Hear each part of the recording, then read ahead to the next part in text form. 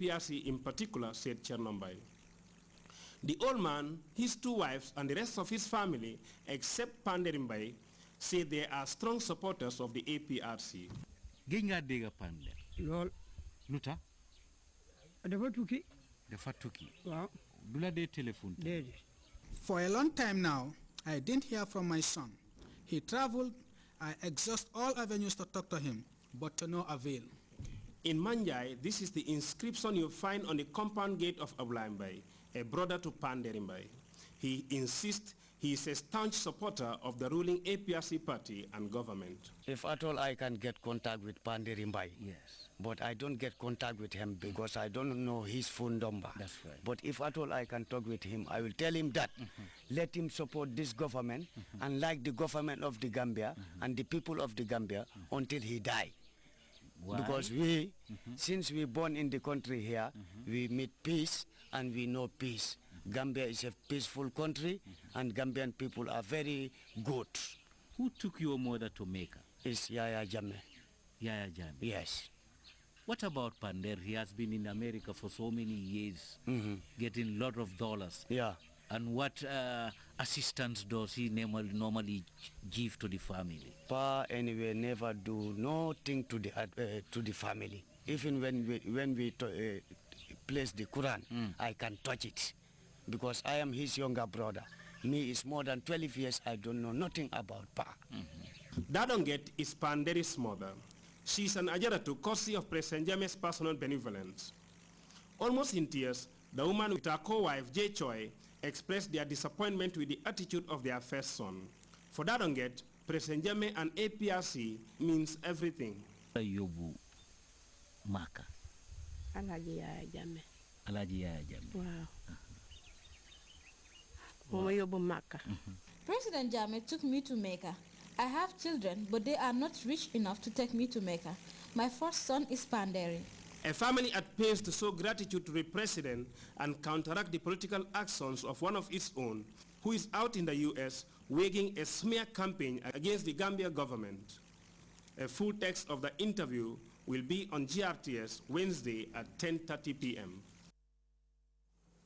3 schools in the Canifing municipality Monday took delivery of a consignment of information technology equipment and their accessories.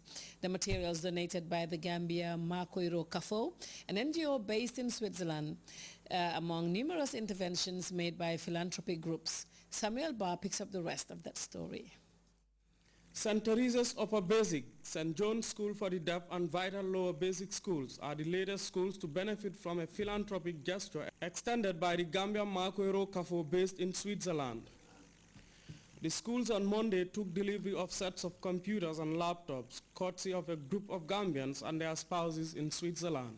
It came in as a result of their own findings from the website, and that was how they were fortunate enough to pick up the contact number of either Mr. Ture or myself. And by chance, we had to communicate via the phone for the first time. And the idea was they were searching around for St. John's School for the Deaf, of which they have something in their container, valuable computers like these ones, which they would like to donate to St. John's School for the Deaf. Education officials commended the donors for what they described as a laudable gesture in the drive towards achieving the set targets of ICT education in the country. We Vital Nursery and Lower Basic School are very much appreciative of the gifts of these valuable educational materials given to our school. And then, don't doubt, our children have been doing computer the past year, and the number of computers sent to our school will be put into good use. We all know that we are now in a computer age. Information technology or information communication technology is very crucial in the development of any given nation, much more in our education system. In fact, very soon you will see a massive leap in the way ICT is introduced in education. I know few schools have already started using it as a curriculum subject and as well as a cross-curriculum subject. The Parent-Teacher Association is a fundamental component in the administration of a school. For their part, this is what they had to say. These items are not only timely, but they are very, very, very appropriate. Why am I saying that they are very appropriate? It's simply because we are in the era of technology. The focal person for the charitable organization in Banjul, Ibrahim Achati, told the gathering the rationale for setting up the group is to complement government's efforts in nation building. The Gambia Marco Kafo is a self-help initiative of philanthropic Gambians who, with their spouse, friends and well-wishers, have taken the challenge of complementing government's efforts in providing quality education on the march in the sub-region. The Vice President of the CAFO, Agnes Chati Jagi, a physically challenged herself, emphasized that the move is one meant to contribute to the drive towards computer literacy as she looks forward to future interventions.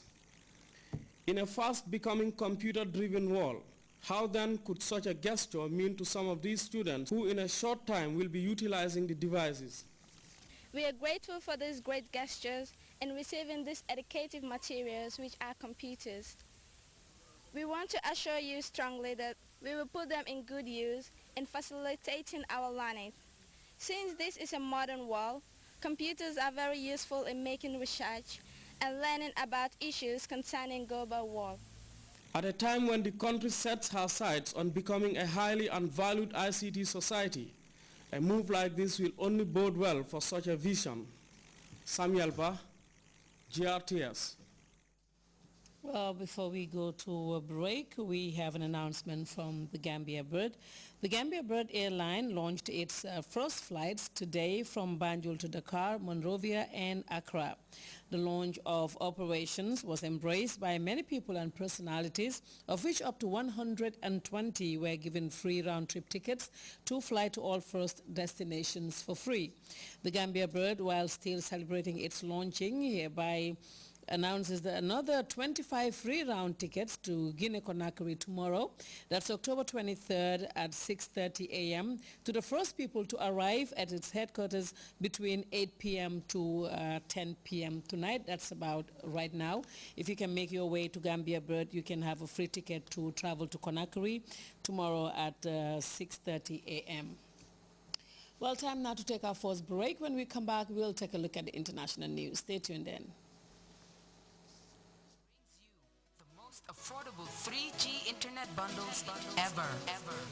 Get your AfriCell Extreme 3G internet service for as low as $15 is only. AfriCell 3G bundles starting from 50 megabytes up to 12 gigabytes. 12 gigabytes bundle for a tariff as low as $5 per megabyte. And all bundles are valid for 30 days. AfriCell Extreme 3G service for as low as $15. To subscribe, please dial 120 and choose from the available 3G bundles. For more info, call 113. AfriCell Extreme 3G service. For as low as 5 bottles per megabyte, stay connected to AfriCell's 3G network. AfriCell. When we say Extreme 3G, it is truly extreme.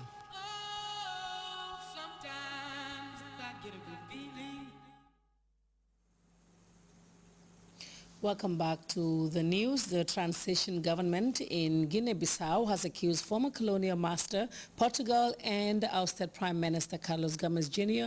of playing key roles in Sunday's attack on a military base in the capital. Armed men attacked a military base housing special forces, leading to the death of 7 people. We have details in this report. The barracks of Guinea-Bissau's special forces in Bissau were attacked early Sunday. A firefight between an armed group and the elite soldiers lasted for an hour. 6 of the attackers and 1 soldier were killed. There was 1 seriously injured person and 4 people were arrested. Guinea-Bissau's transition government issued a statement blaming the former Prime Minister Carlos Gomes Jr. and Portugal for the failed coup d'etat.